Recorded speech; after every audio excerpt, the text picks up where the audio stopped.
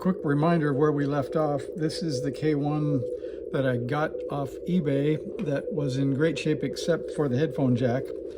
And you can see right there the headphone jack is missing. And I just thought I'd show you that it is working and the speaker is good, although there might be, there's something in the speaker because it's vibrating a little here and there, or the speaker could be bad, I'm not sure. See if I can find something loud enough to show you.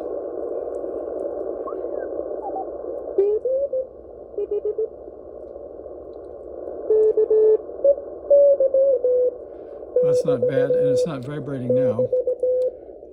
And there's the filters working, so that's pretty cool.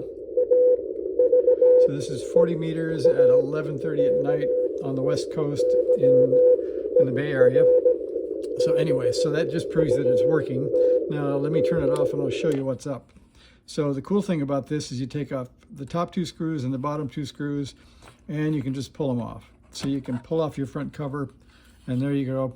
And you can see how the headphone jack normally pushes through this square hole and goes out through there. So there's no headphone jack connections on the front panel itself. So we'll put that aside, and then I'll show you what we have. Maybe easier in the picture first. So let me show you a picture. So I drew a picture. So first of all, I guess I'll show you this. Let me pull off the antenna and the power, and I'll show you the bottom here. So if you look right there, you can see a shape. Needs some more light. So you can see 3 conductors in the back, and then 2 and 2 in the front, and then a ground hole. And you can see I've got a jumper between 2, and then I'll show you why. And I left it pretty long, so it's easy to get out. And I only just barely touched it with solder, so when the jack comes in, I can pull that out and restore it to its lustrous self. So here's the story about it. We'll focus right down there, if it will. There it will.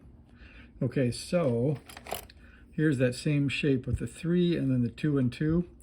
Well, so you follow the traces on the board, and if I move over here just a bit, you can see here's the schematic, and it shows the stereo conductors and then a switch that can go either of 2 ways.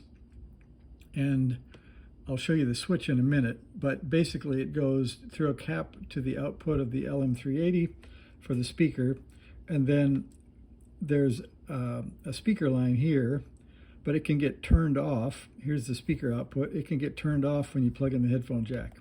So here's how it looks actually on the board.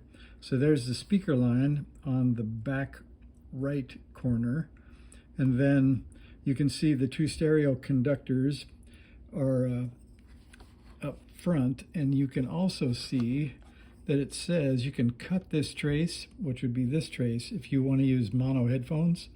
So that means you don't want this stereo conductor here. But what we want to do is connect the speaker here to the output of the LM380 here. So I can connect either here or here or here to this connector, and that'll get me speaker connected to the LM380 with no headphones. So that's what we did, and that's what you can see here is that jumper. This is the same on the K2, by the way, that they use that same the same jack. And from looking online on all the forums from now and 20 years ago, it's been a problem. So here's the reason it's a problem. So it's a pretty cool jack, actually. It's got, first of all, it's got no threads on the front, and then you can see, if you look inside of it, it's pretty hard to see here, but you can actually see the conductors in there where it will touch the sides of the stereo jack or the stereo plug. But then in the back, let's see, we'll have to operate this for you. So I don't know if you'll be able to see it on camera or not, but I'm going to put a plug in, and you need to watch. There's a circle right there. If you watch at the end of that, you can see what happens when you put the jack in. So see that moving? Well, it looks to me like it might be a little bit short. So it either broke off, because here's what has to happen. This was pretty easy to pry out. So you can see it is, let me hold it with pliers so my big fat fingers are out of the way. you can see it's a little double throw single pole switch, and that little thing can slide like that. Well, the only way that's going to slide is if that little piece is a bit longer than it is, because if I put this in here, it won't touch that conductor. So either it broke off, or I think there also should be maybe a spring in there, because there's nothing, once the jack goes in, it doesn't look like there's anything to push that back. You can see it would push it one way, but then it kind of gets out of the way down there. So I would assume that maybe that should be longer, and maybe there should have been a spring for the return. But in any case, I could put this back in and it would be a headphone jack, but the switch wouldn't work, which is kind of where we started. So I just took it out for now. And of course, Elecraft stocks these because, whoops, that just comes right off the back too, I guess. Then you can actually look. So there's the two conductors meeting on the sides. So, like I say, you can order those from Elecraft. With the postage, it's not that painless, but I couldn't find them anywhere else online with this unique pinout.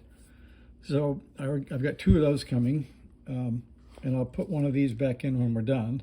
But as you saw, we're in operation again, so it's true the speaker may be a little bit flaky, but the radio works great. So we'll see if maybe just something got down inside the speaker. So we'll find that out. So thanks for watching. Hopefully if you have a bad jack, you can pull it out. Let's see, I'll tell you that I used this tool, which I got off the Amazon, and I added a bit of extra solder to each one before I tried to suck it off. And then I actually squished this kind of into the molten solder and pushed the button at the time when it's time to pull the solder out. And then toward the end, I actually put a flat-bladed screwdriver under the edge to give it a little bit of tension so I could tell when the pins let loose. And that made it come out fairly easy. So there's the tip, and I'll put the case or the front back on until Elecraft ships me the new jack, and we will be back in business, and I just won't use headphones for a while. So let's see if that slides right back on. And it does. So there we are, we're back in business, and I'll keep using this until the jack comes, and you guys can debug yours and see if it's the same thing or not. So thanks for watching. See ya.